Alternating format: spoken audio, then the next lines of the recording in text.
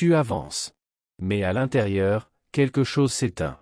Tu te reposes, et pourtant tu ne récupères pas. Tu souris, mais c'est lourd. Tu fais comme il faut, mais tu te sens loin. Et aujourd'hui, doucement, on va comprendre d'où vient cette insécurité intérieure, et comment la désamorcer.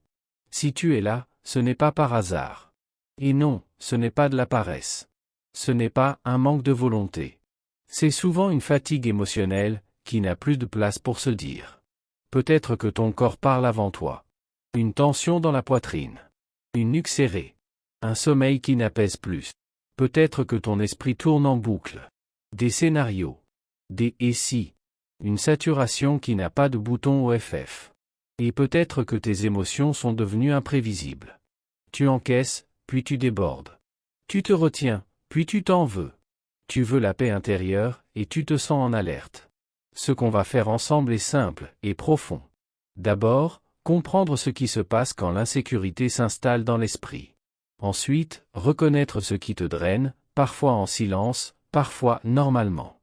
Et enfin, retrouver un chemin de recentrage, vers plus de présence, plus de sérénité, plus de clarté.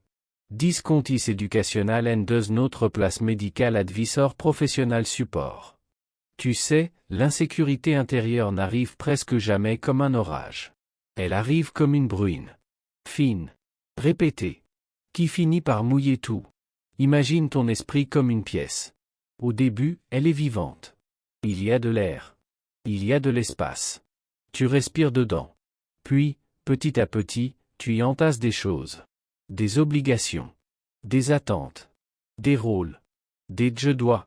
Des « je n'ai pas le choix ». Et un jour, tu entres dans cette pièce, et tu ne sais plus où poser ton cœur. Tout est rempli. Même le silence est occupé. L'insécurité, souvent, c'est ça. Ce n'est pas seulement la peur.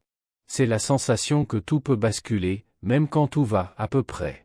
C'est vivre avec un fond d'inquiétude, comme un bruit de ventilation qui ne s'arrête jamais. Ce qui est trompeur, c'est que ça se construit lentement.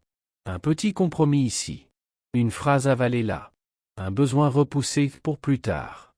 Une fatigue acceptée comme normale. Et puis, on s'habitue. On devient fonctionnel. On devient performant. On devient celui ou celle sur qui on compte. Et dans ce costume, il y a parfois très peu de douceur. Tu n'es pas seul. Tu n'es pas seul. Beaucoup vivent ça sans mots, sans espace pour le dire.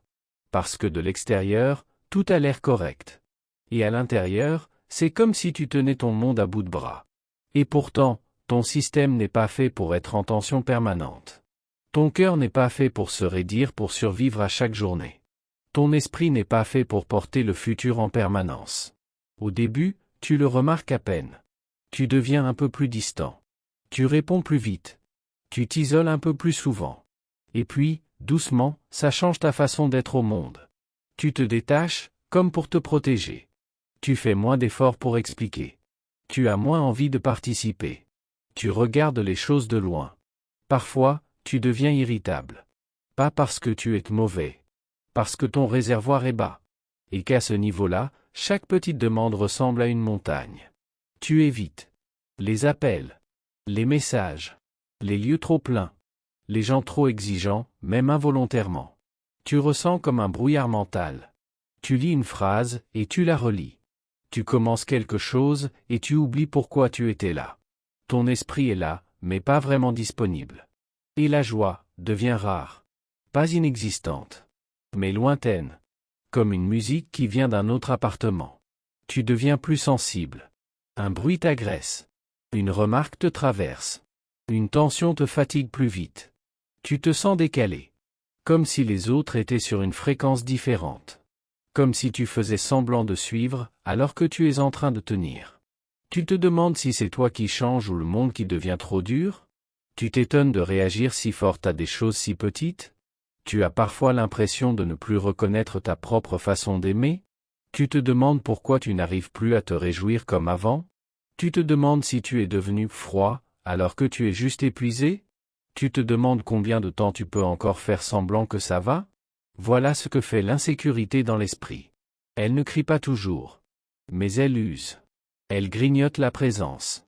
Elle t'éloigne de ta sérénité, sans te demander la permission. Et puis il y a ce moment. Ce moment de vérité. Pas spectaculaire. Mais clair. Tu n'es pas cassé. Tu n'es pas faible. Tu n'es pas un problème à réparer. Tu es saturé. Ton système est saturé. Comme un téléphone avec trop d'onglets ouverts. Comme une batterie qu'on n'a jamais laissé se recharger vraiment. Et quand on est saturé, on devient insécure. Parce qu'on n'a plus de marge intérieure. Plus de place pour absorber l'imprévu. Plus d'espace pour respirer émotionnellement. Alors on contrôle. On anticipe. On s'inquiète. On se juge. On se compare. Mais le vrai problème n'est pas ton caractère. C'est la pression que tu t'infliges, parfois même sans t'en rendre compte. Parce que l'insécurité vient rarement seulement des événements. Elle vient aussi de la relation que tu as avec toi-même au milieu de ces événements. Il y a la pression intérieure. Cette voix qui dit, tu dois être à la hauteur. Tu dois gérer. Tu ne dois pas décevoir. Il y a l'habitude d'être fort. De tenir. De ne pas déranger. De ne pas demander trop. Il y a les responsabilités invisibles. Celles que personne ne voit, mais qui prennent tout l'air. Penser pour tout le monde. Prévoir. Organiser. Porteur l'ambiance. Porteur le lien. Et il y a l'image. Même si tu ne te crois pas dans l'image.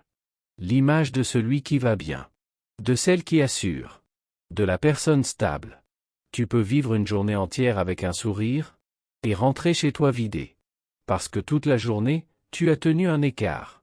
L'écart entre ta vie réelle et tes besoins intérieurs. L'écart entre ce que tu montres et ce que tu ressens.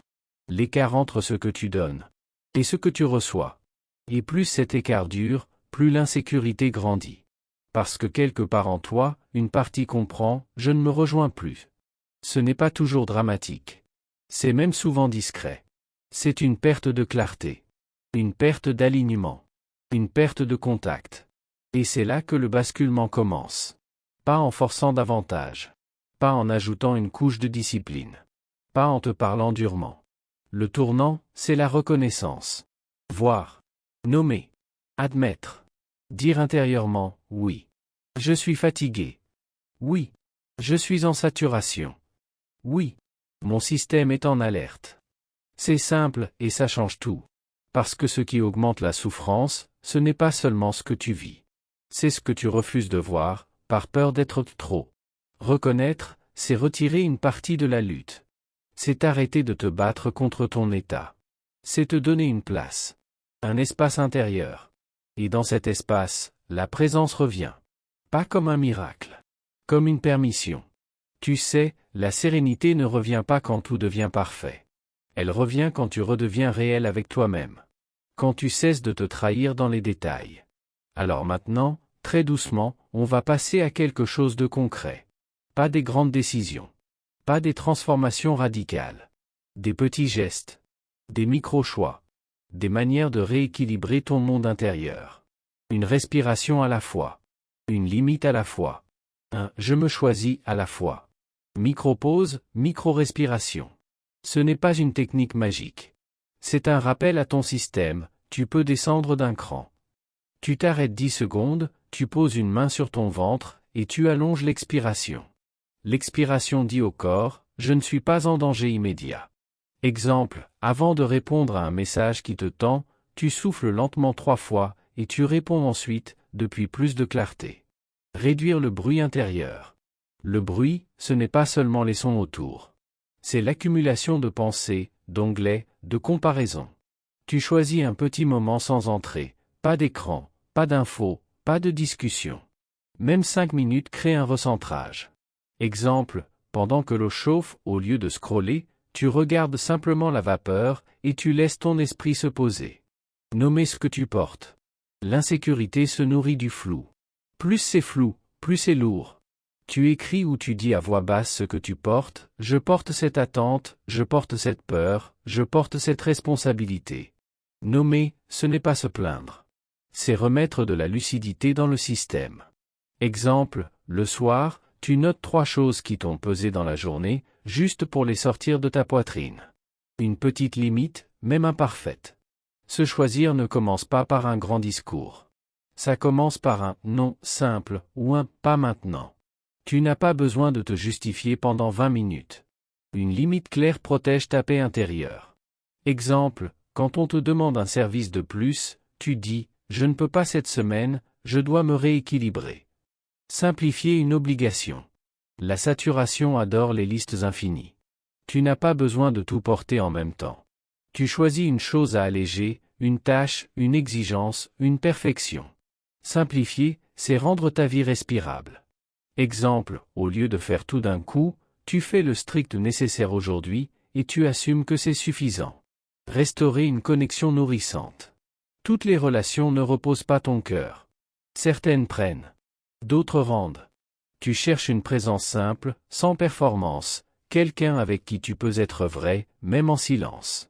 Exemple, tu proposes une marche à une personne qui t'apaise, sans grand programme, juste pour respirer ensemble. Rebâtir ton autoparole avec douceur. La façon dont tu te parles est un climat. Si c'est dur dedans, tu vis en hiver permanent. Tu remplaces « je suis nul » par « je suis fatigué, je suis en saturation, j'apprends à me respecter ». Ce n'est pas mentir. C'est te traiter comme quelqu'un que tu aimes. Exemple, après une erreur, au lieu de te punir, tu te dis « je fais de mon mieux avec ce que j'ai aujourd'hui ». Et là, quelque chose commence à bouger. Pas forcément dehors, mais dedans. Tu comprends que la paix intérieure revient par couches. Comme une lumière qui se rallume pièce par pièce. Comme un brouillard qui se lève lentement. Au début, tu remarques juste un détail.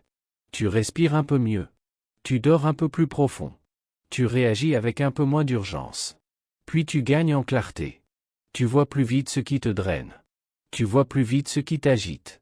Tu vois plus vite ce qui n'est pas aligné. Et alors, la sérénité devient moins une chance. Et plus une direction. Tu n'es pas obligé de tout changer pour te rééquilibrer. Tu n'as pas besoin d'une vie parfaite. Tu as besoin de te retrouver. Et ce retour n'est pas un sprint. C'est une marche douce. Une fidélité. Un geste répété. Revenir à toi, c'est comme rentrer chez soi après longtemps. Et maintenant, si tu veux, on va prolonger cette exploration. On va aller un peu plus finement. Parce que l'insécurité a aussi ses ruses. Et toi, tu peux apprendre à la reconnaître au moment où elle essaie de prendre le volant. Parfois, l'insécurité se cache derrière des phrases banales. Je dois faire plus. Je ne suis pas assez. Les autres y arrivent. Je vais finir par décevoir. Elle se déguise en lucidité.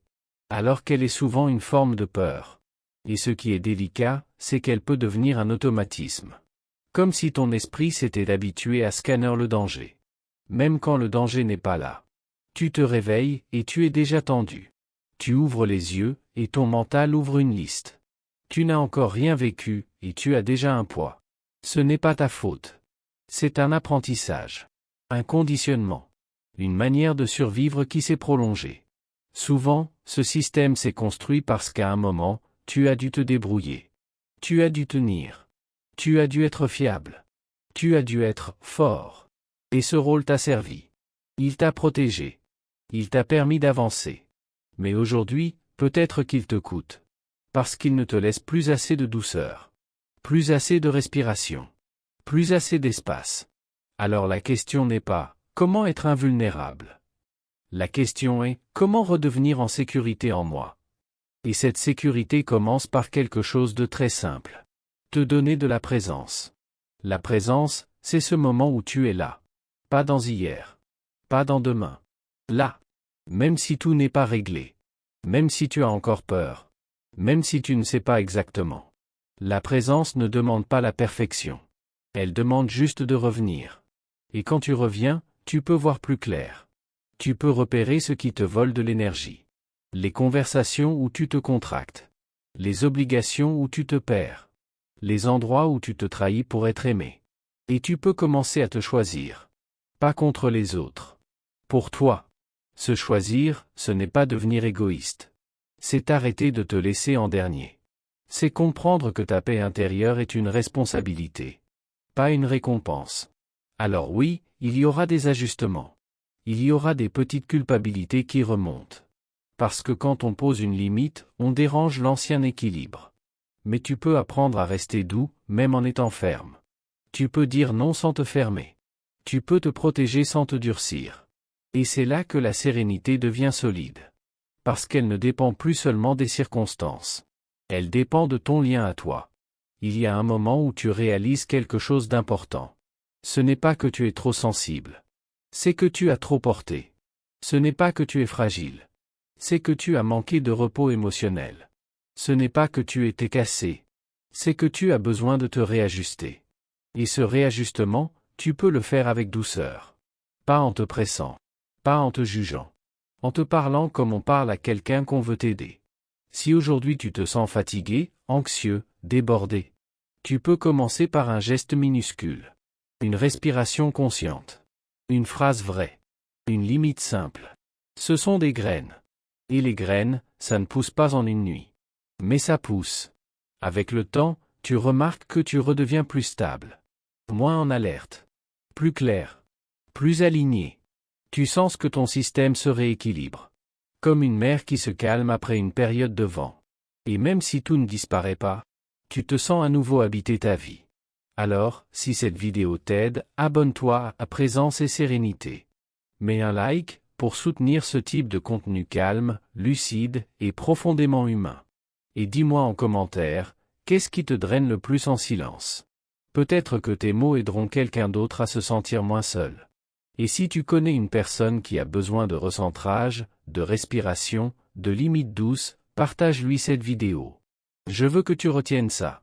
La présence se cultive. La sérénité se reconstruit. La paix intérieure se retrouve, pas à pas. Et ce soir, choisis une seule chose. Une seule. Pour te rééquilibrer. Présence. Sérénité. Paix intérieure. Tu peux rentrer en toi, doucement.